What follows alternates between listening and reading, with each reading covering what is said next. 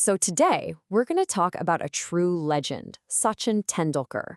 But here's the thing, we're not just going to rehash his famous centuries. No, we're going way back to the beginning.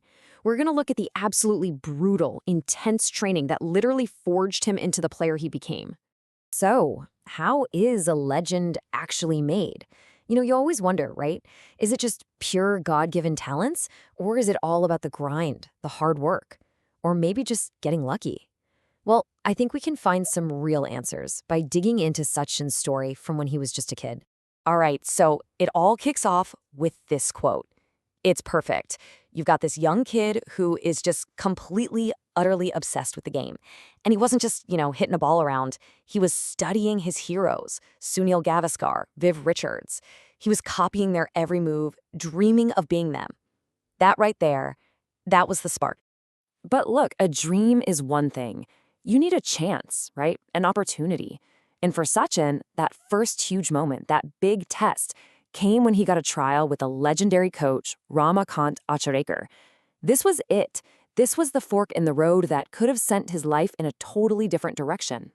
Okay, so try to picture this. He's just 11 years old. All he's ever known is playing cricket with his buddies in the neighborhood, probably with a tennis ball, and now, suddenly, he's thrown into a formal net session for the very first time.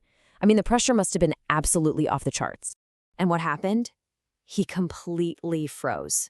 Just couldn't do it. With the coach, Sir Acharekar, watching his every move, he just couldn't make an impact.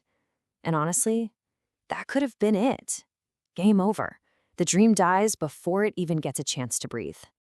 But, and this is such a crucial but, this is where his older brother Ajit comes into the picture. And what Ajit did was pure genius. It was all psychology. He knew his little brother had the talent. He just knew it. The problem was the pressure. So he goes to the coach and says, hey, just do me a favor. Pretend to walk away, but watch him from a distance where he can't see you. And you know what? It worked like a charm. The second Sachin thought no one was watching, he just relaxed. He started middling the ball, playing his natural, free-flowing game. And, just like that, Sir agreed to let him join the camp. That one moment, that second chance that came from a brother's faith, that changed everything. Okay, so he's in. But getting into the camp? That was the easy part. What came next was a training schedule so absolutely grueling, it's honestly hard to wrap your head around. This is where that raw talent gets put into the fire, where it gets forged into pure steel. I mean, just take a look at this daily schedule. It is insane. Practice in the morning at Shivaji Park, then a long, tiring bus ride home. He'd have to wash his only set of cricket clothes, grab a quick lunch while they dried, and then get right back on the bus for the evening session. It was just relentless. His entire life was cricket, and that's it. And then there's this number, 55. What does that mean? It means in his very first year, during his 60-day summer vacation, he played 55 practice matches. Let that sink in. That's practically a full match every single day for 2 months straight. The sheer volume is just mind-boggling. This was all about building stamina, not just physical, but mental. Now, his coach, Acharekar, was brilliant.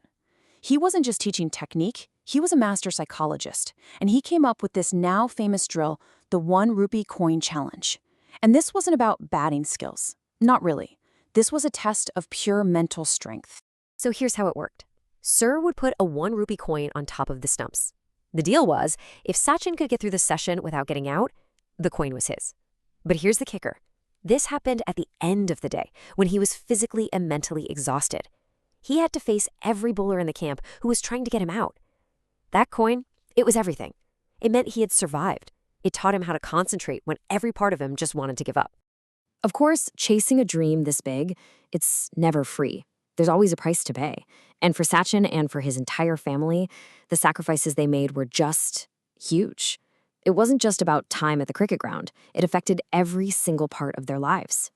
I mean, look at this list. He had to change schools just to be at one with a good cricket program. His dad's only condition was just give it your best effort. Think about having only one set of cricket clothes, having to wash them between sessions and play with wet pockets all the time, or trying to get on a packed Mumbai bus with this enormous kit bag. He even said he had to learn to make the kit bag an extension of himself. Every single one of these things shows you the incredible level of commitment.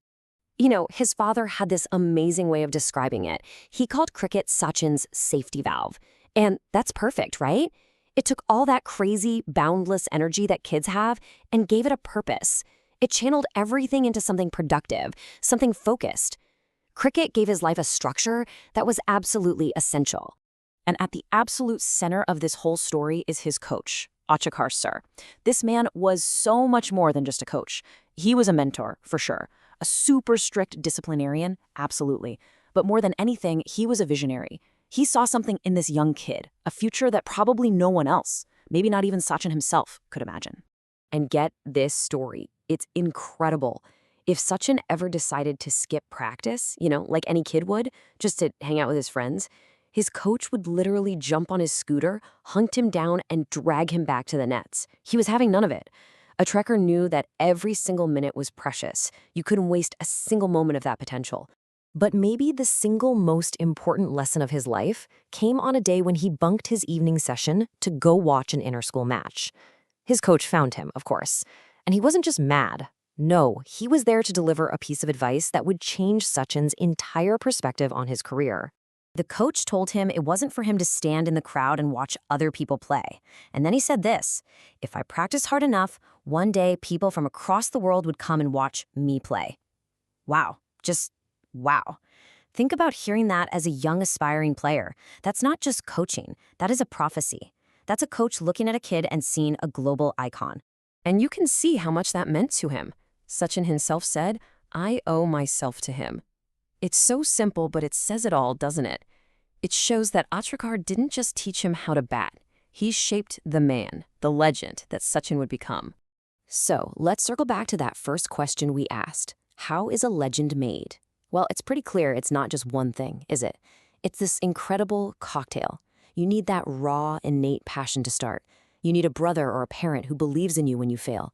You absolutely need a mentor who will push you beyond your limits. And you need to be willing to make huge personal sacrifices and build that unbreakable mental and physical stamina. And that really leaves us with one final thought to chew on. This whole story is such a powerful testament to the impact of a great mentor. It really makes you think, doesn't it? What potential is hiding inside each of us, right now, just waiting for the right person, a coach, a teacher, a friend, to come along, see it, and help us finally unlock it?